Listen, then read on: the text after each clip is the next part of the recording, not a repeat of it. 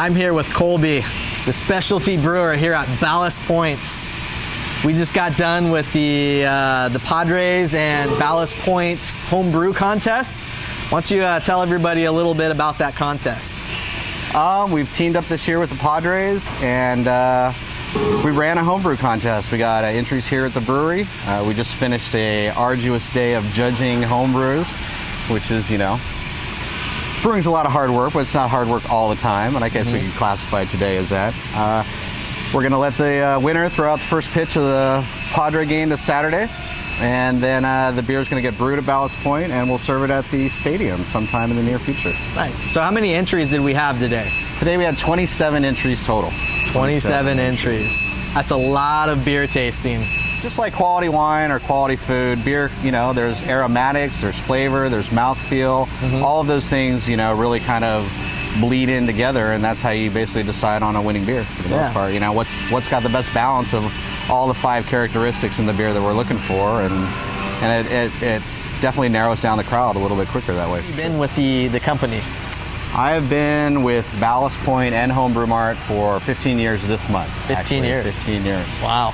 So the company itself started with Jack White, still the original owner, still the majority owner, so we get to kind of figure out what we're doing by ourselves. We don't have a board that we have to go to or any kind of money that we have to make back their investment on for the most part, except for the banks, which are an important part. Yeah.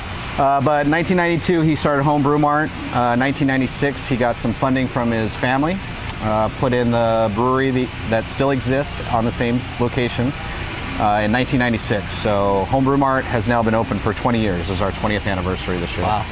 1996, we started with Ballast Point Brewing Company in the back of Homebrew Mart. It's down on Linda Vista Road, right below USD. The brewery still exists there. That's my location down there. I help run Homebrew Mart and do the specialty brews and R&D and kind of develop beer styles down there for the most part. 2006, we were basically busting the seams down there with the production that we were doing. We were doing about 6,000 barrels. And we moved up here to the Scripps Ranch location that we're in right now. So 2008, we were the first company to get a license for distilling spirits in Southern California since Prohibition. And as far as I know, we're still the only distillery in Southern California. Nice. 2010 was a big year. We won a small brewing company, champion small brewing company at the World Beer Cup.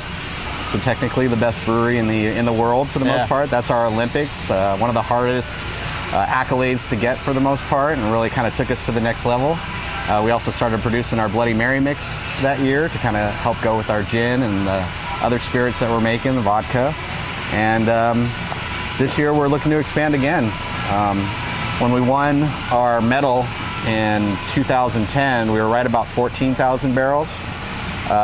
This year we're probably scheduled to be close to 80,000 barrels. We're going to open up a new facility, and we'll probably shoot for close to 300,000 barrels in that facility. So, wow.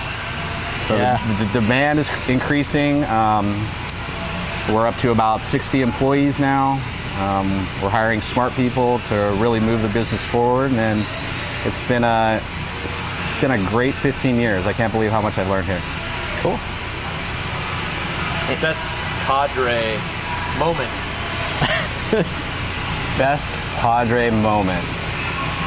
It's kind of double-edged sword because I saw them lose to the Yankees during the World Series at Qualcomm, or the Murph, or whatever it was called back then. So awesome being at the World Series, terrible watching them all pile on each other in the middle of the field when it was over. So great moment.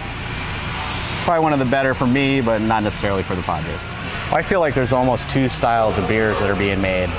One is going to be a pitcher beer, where you're going to go to the bar and you're going to drink pitchers of it. Right. You know what I mean? Where it's drinkable, out and about.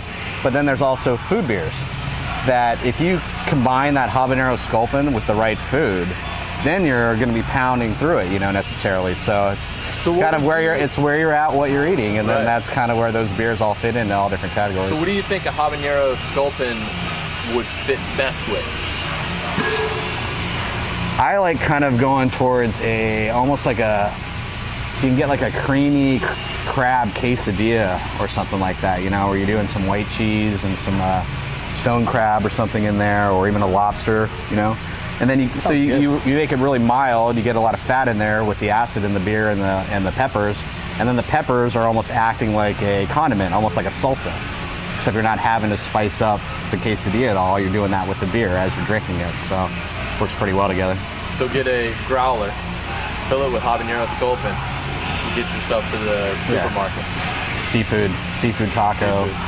Something with a lot of, like I said, like fat, like cheese and sour cream and all that good stuff. Because you got all the bitterness, and then you got the acidity from the heat of the habanero too. So that'll cut through everything. We're huge Ballast Points fans. Cheers to that. So what are you drinking right now? I have our smoked lager. It's called Abandoned Ship. Abandoned Ship. When you're on a boat and you start to see smoke, it's probably a good time to get off the boat. There we go. So that's kind of what the name.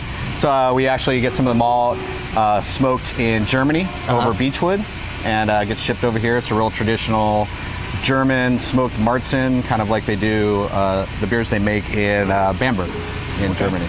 Okay. Is where the style is kind of inspired from. That's where it comes from. Cool. Well, thanks for joining us. Appreciate no problem. Thanks for the opportunity. it. Yeah. No problem. I'm not hungover.